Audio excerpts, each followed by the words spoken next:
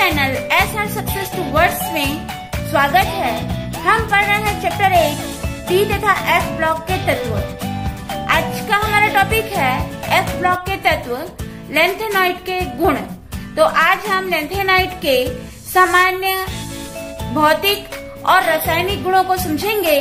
तो आज के टॉपिक को समझने के लिए और इसे इजी बनाने के लिए मैं सीमा मैम के साथ वीडियो के अंत तक बने रहिए ताकि आज के टॉपिक को समझने में आपको आसानी हो। और वीडियो पसंद आई तो लाइक कीजिए, शेयर कीजिए और मेरे चैनल को फर्स्ट टाइम वॉच कर रहे हैं तो सब्सक्राइब कीजिए, बेल आइकन को दबाइए ताकि वीडियो की नोटिफिकेशन आपको सबसे पहले मिले।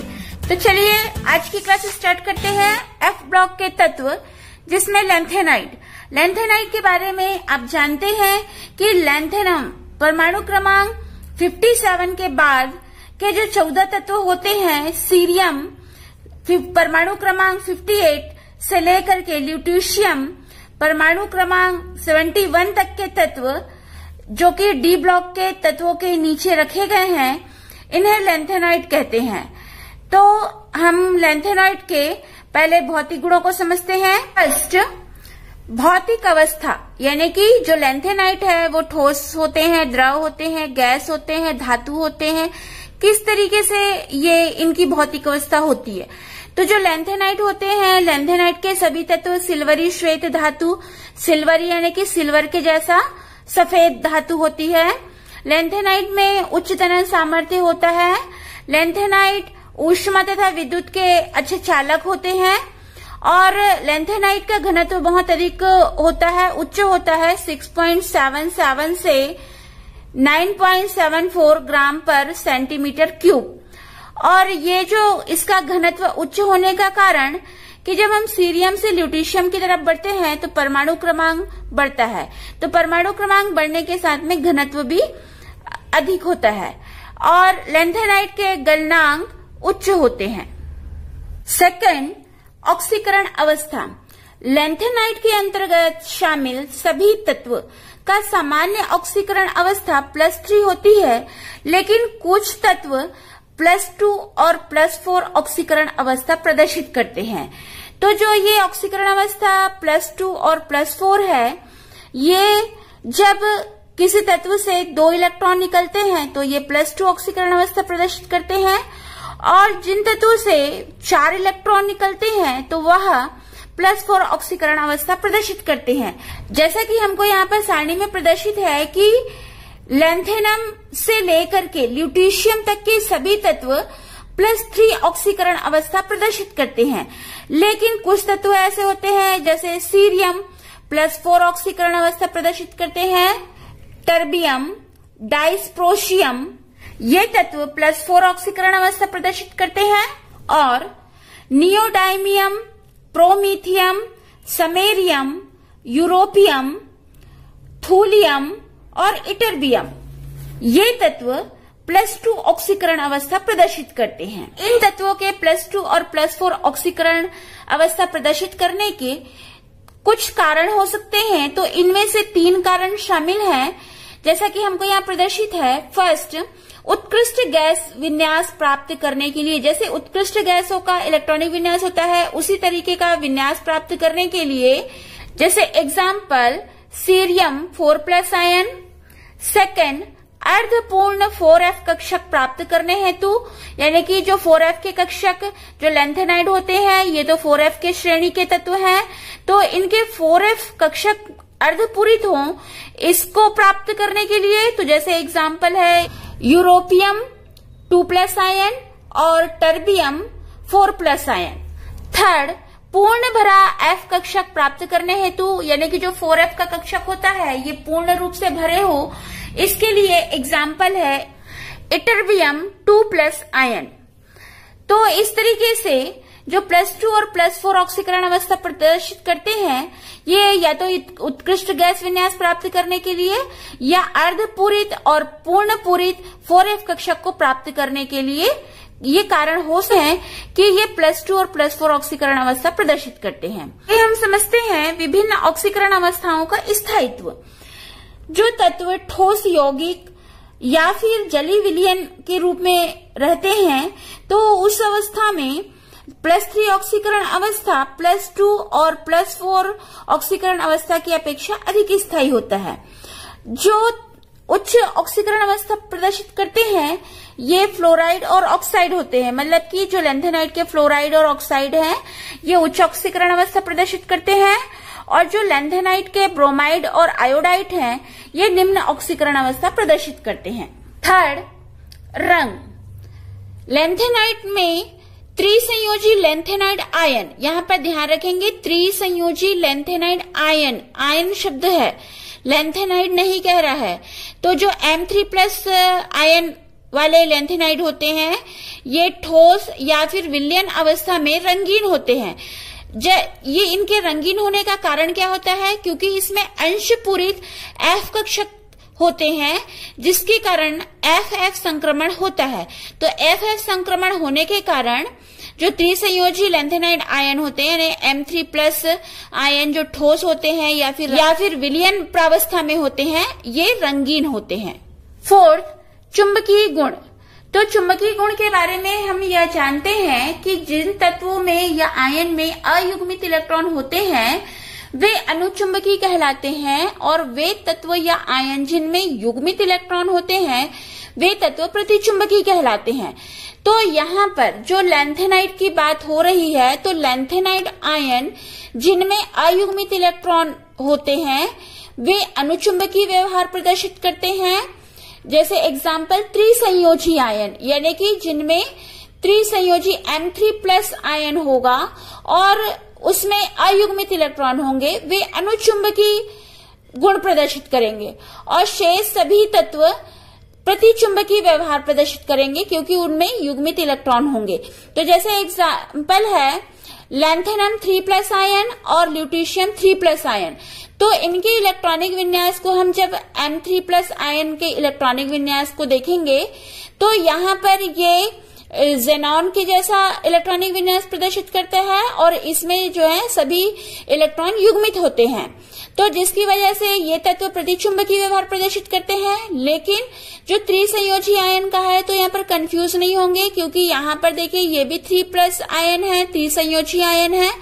लेकिन यहाँ पर हमको ये ध्यान रखना है कि ऐसे लैंथेनाइड आयन जो त्रिसंयोजी होंगे लेकिन उसके अंतर्गत अयुग्मित इलेक्ट्रॉन वाले आयन होंगे तो वह अनुचुंबकीय व्यवहार प्रदर्शित करेगा।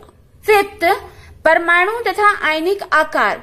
यहाँ पर परमाणु त्रिज्या और आयनिक त्रिज्या की बात हो रही है। तो जब हम आवर्त में बाएं से दाएं यानी लैंथेनाइड श्रेणी में जब हम लैंथेनम से लेकर के ल्यूटीशियम तक परमाणु क्रमांक 57 से जब हम 71 तक आते हैं तो यहाँ पर परमाणु त्रिज्या और आयनिक त्रिज्या घटती है।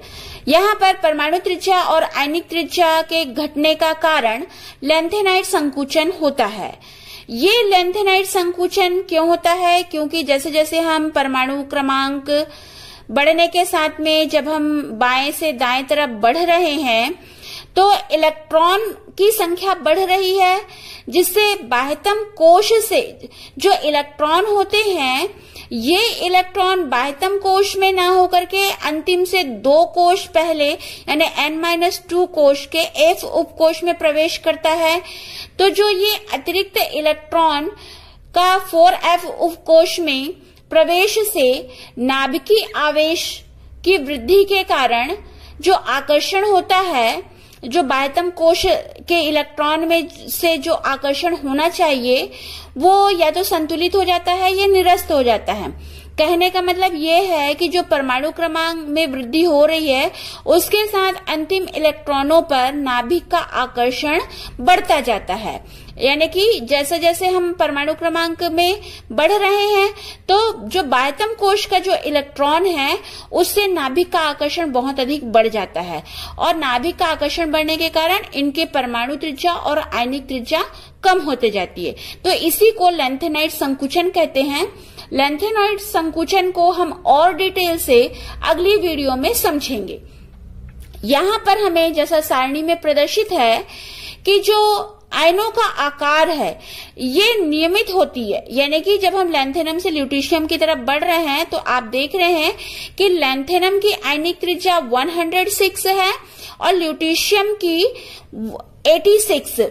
तो यहाँ पर लैंथेनम से लेकर के ल्यूटीशियम तक के लगातार आयनिक त्रिज्या में कमी होते जा रही है, लेकिन जो परमाणु त्रिज्या है इसकी कमी अनियमित होती है। यानी कि जैसे लैंथेनम से समेरियम तक के देखते हैं तो परमाणु त्रिज्या घटती है। इसके बाद यूरोपियम की परमाणु त्रिज्या 199 जो कि अधिक हो जाती है। इसके बाद गैडोलिनियम तत्व की परमाणु त्रिज्या 180 और 180 से लेकर के कम होते होते ल्यूटीशियम तक कम होती है। परमाणु त्रिज्या को देखते हुए यह कहा जा रहा है कि परमाणु के आकार में कमी यह अनियमित होती है। तो ये जो परमाणु त्रिज्या और आयनिक त्रिज्या की पुष्टि इसे परमाणु क्रमांक और परमाणु त्रिज्या के मध्य ग्राफ के अवलोकन से किया जा सकता है। तो इस प्रकार यहाँ पर हमने ये समझे कि लैंथेनाइट संकुचन के कारण जब हम आवर्त में बाएं से दाएं जाते हैं यानी लैंथेनम से ल्यूटीशियम की तरफ जाते हैं तो परमाणविक त्रिज्या और आयनिक त्रिज्या घटती है। अपचयन विभव तथा धात्विक लक्षण। तो यहाँ पर अपचयन विभव आप जानते हैं कि मानक अपचयन विभव को E0 से प्रदर्शित करते हैं। तो जो लैंथेनाइट आयन के मानक इलेक्ट्रोड या अपचयन विभव श्रेणी, इसमें लैंथेनाइड आयन का मान ऋणात्मक होता है। तो बहुत अधिक ऋणात्मक मानक इलेक्ट्रोड अपचयन विभव का मान यह प्रदर्शित करता है कि ये तत्व उच्च धन विद्युतीय धातुएं होती है। जैसा कि हमको यहाँ पर समीकरण प्रदर्शित है 2m यानी कि यहाँ पर मेटल से कहा गया है, मेटल यानी धातु, तो m एक धातु, तो 2m प्लस 6H2O, इससे ये बनता है लैंथेनॉइड के हाइड्रोक्साइड और प्लस हाइड्रोजन यानी हाइड्रोजन गैस मुक्त हो रही है। तो इसके मानक अपचयन विभव का मान कम होना यह प्रदर्शित कर रहा है कि जो ये तत्व होते हैं ये उच्च धन विद्युतीय धातुएं होती है जो जल से हाइड्रोजन को विस्थापित कर देती है। यहाँ पर जो MOS थ्राइस यानी कि जो लैंथेनाइट के हाइड्रोक्सिल आयनिक या फिर क्षारीय प्रकृति के होते हैं, ये एल्युमिनियम हाइड्रोक्साइड से प्रबल होते हैं और कैल्शियम हाइड्रोक्साइड से दुर्बल होते हैं। तो यहाँ पर जो इनकी अपचायक क्षमता होती है सीरियम परमाणु क्रमांक 58 से ल्यूटीशियम 71 परमाणु क्रमांक तक के जब बढ़ते हैं तो अपचायक क्षमता घटती है। जब लैंथेनम से ल्यूटीशियम की तरफ बढ़ते हैं तो इनकी क्षारीय शक्ति घटती है। यानी कि यहाँ पर हम यह समझ रहे हैं कि मानक अपचयन विभव के मान कम होने पर लैंथेनाइट तत्व उच्च धन विद्युतीय धातुएं होती है और इनकी अपचायक क्षमता और क्षारीय शक्ति घटती है। 7 यौगिकों की विलेयता। तो ये जल में कौन से यौगिक विलेय होते हैं और कौन से यौगिक अविलेय होते हैं, इनको हम समझते हैं। तो जल में अविलेय, तो जो लैंथेनाइट के fluoride, chromate, oxide, hydroxide, carbonate, phosphate, oxalate, ये सभी जल में अविलेय होते हैं। और जो लैंथेनाइट के chloride, bromide, iodide, nitrate, acetate, sulphate, perchlorate और ब्रोमेट, ये सभी जल में विलेय होते हैं। 8 संकुल निर्माण। लैंथेनाइड आयन यानी कि M3+ आयन पर उच्च आवेश होता है, लेकिन इनका आकार बड़ा होने के कारण ये आसानी से संकुल नहीं बना पाते हैं। कहने का मतलब है कि जो M3+ आयन है ये इस पर उच्च आवेश तो है और इनका आकार भी बहुत बड़ा होता है। तो आकार बड़ा होने के कारण जो लैंथेनाइड आयन है ये संकुल का निर्माण नहीं कर पाते हैं। समझते हैं लैंथेनाइट के रासायनिक क्रियाशीलता। तो जो लैंथेनाइट तत्व होते हैं ये आपस में फोरे कोश में इलेक्ट्रॉन की संख्या के अनुसार इनमें भिन्नता होती है। तो लैंथेनाइट की रासायनिक क्रियाशीलता में भिन्नता बहुत ही कम पाई जाती है, यानी कि ये एक दूसरे तत्व से रासायनिक क्रियाशीलता में भिन्नता बहुत कम प्रदर्शित करते हैं। जैसा कि हम भौतिक अवस्था में पढ़ चुके हैं कि लैंथेनाइट सिल्वरी श्वेत धातु है। तो लैंथेनाइट जो है बहुत अधिक क्रियाशील और सिल्वरी श्वेत धातु होते हैं। जो वायुमंडल के प्रभाव से मटमैले हो जाते हैं।